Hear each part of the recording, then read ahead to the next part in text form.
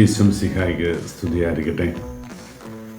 വിശുദ്ധ ലൂക്കാ അറിയിച്ച സുവിശേഷം 11-ാമത്തെ അധ്യായം 33 മുതൽ 41 വരെയുള്ള തിരുവചന ഭാഗമാണ് നാം ഇന്ന് ധ്യാന വിഷയമാക്കുന്നത്.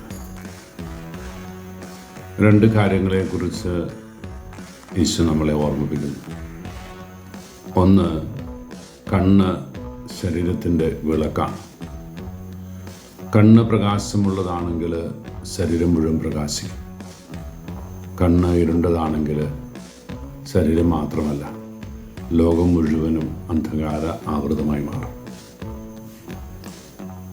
നമ്മുടെ ശരീരത്തിൻ്റെ ദൃശ്യമായി മറ്റുള്ളവർക്ക് കാണാവുന്ന അവയവമാണല്ലോ കണ്ണ്. ഈ കണ്ണിനെ കുറിച്ച് ഈശോ പറഞ്ഞു വച്ചിരിക്കുന്നത് വിളക്ക് കൊളുത്തി പീഠത്തിന്മേൽ വെക്കുന്നത് പോലെ പ്രകാശമാനമായ നന്മ കാണാൻ മനസ്സുള്ള ഒരു കണ്ണുണ്ടെങ്കിൽ നിന്റെ ശരീരത്തിൽ മുഴുവൻ നിനക്ക് കാണാനാണ്. അതിനകത്ത് ഇരുണ്ട ഒരു മേഖലയും ഉണ്ടാകില്ല. എന്നാൽ അന്ധകാരമാണ് കണ്ണിനെ ഭരിക്കുന്നത് എങ്കിൽ ശരീരം മാത്രമല്ല, ലോകം മുഴുവനും നിനക്ക് ഇരുണ്ടതായിരിക്കും. നല്ല കണ്ണുണ്ടാകാൻ നാം ആഗ്രഹിക്കണം. തെളിമയോടെ കാണാനുള്ള കൃപയ്ക്ക് വേണ്ടി ആഗ്രഹിക്കണം. ആന്തരിക നേത്രങ്ങളെക്കുറിച്ചാണ് ഈശോ സൂചിപ്പിക്കുക. അവരൻ്റെ നന്മ കാണാനുള്ള മനസ്സ് ഉണ്ടാവുക, അവരിലെ സുഹൃത വഴികൾ കണ്ടെത്താനും സ്നേഹിക്കാനുമുള്ള മനസ്സുണ്ടാവുക. ഇത് പരാജയപ്പെടുമ്പോൾ നമ്മുടെ ജീവിതം തകരും. മറ്റുള്ളവരിൽ നന്മ കാണാൻ വേണ്ടി ആഗ്രഹിക്കുമ്പോൾ, നിന്നിലുള്ള പ്രകാശം കൊണ്ട് മറ്റുള്ളവരെയും പ്രകാശിതരാകാൻ നീ ആഗ്രഹിക്കുമ്പോൾ, അവിടെ ഒരു ക്രിസ്തു ശിഷ്യൻ്റെ വിജയം നമ്മൾ കാണുക. എൻ്റെയും നിങ്ങളുടെയും ജീവിതത്തിൽ നല്ല കണ്ണുകൊണ്ട് കാണാൻ ആഗ്രഹിക്കാം. എൻ്റെ അവയവങ്ങളും എൻ്റെ ശരീരം മുഴുവനും പ്രകാശമാനമാകാൻ, എനിക്ക് എന്നെക്കുറിച്ചും ചുറ്റുമുള്ളവരെക്കുറിച്ചും നല്ലത് ചിന്തിക്കാനും നല്ലത് പറയാനും സാധിക്കുമ്പോൾ അത് എൻ്റെ തെളിമയുടെ നന്മയുടെ മേഖലയായിട്ട് മാറും.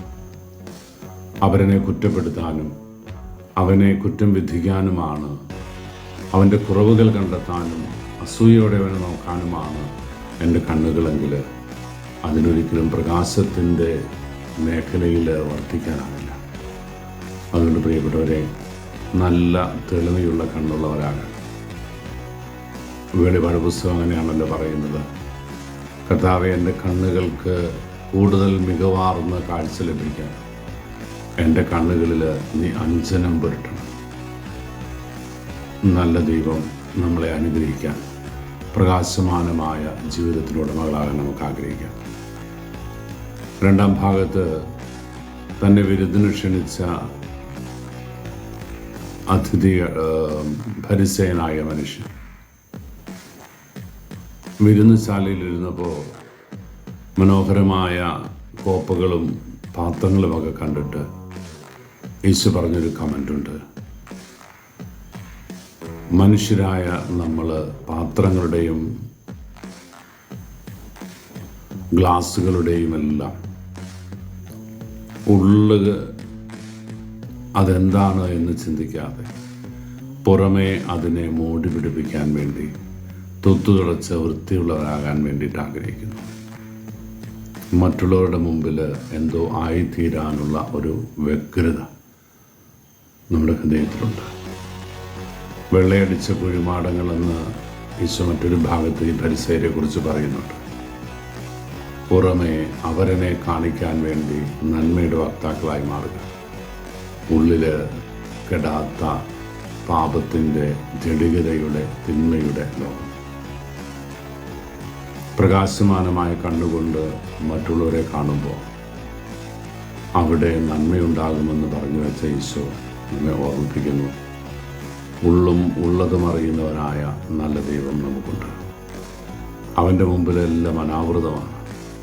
അവൻ്റെ മുമ്പിൽ നിന്ന് ഓടിയൊളിക്കാൻ നമുക്ക് സാധിക്കില്ല. അതുകൊണ്ട് നമ്മുടെ ജീവിതം മറ്റുള്ളവരുടെ മുമ്പിൽ പ്രകാശിക്കട്ടെ. മറ്റുള്ളവർ കാണാതെ സ്വകാര്യതയുടെ നിമിഷങ്ങളിൽ ഞാൻ ചെയ്യുന്ന രഹസ്യ പാപങ്ങൾ പോലും അവൻ തിരിച്ചറിയുന്നു എന്ന് മനസ്സിലാക്കുമ്പോൾ ഈ ക്ഷാളനപാത്രത്തിൻ്റെ പുറം വൃത്തിയാക്കി മോടിയായിട്ടത് കൊണ്ടു നടന്നാൽ രക്ഷപ്പെട്ടു എന്ന് കരുതരുത്. അതിൻ്റെ ഉള്ളും വൃത്തിയാക്കണം, ഹൃദയം ശുദ്ധമാകണം, നന്മ നിറഞ്ഞതാകണം. ഈശോ അനുഗ്രഹിക്കട്ടെ.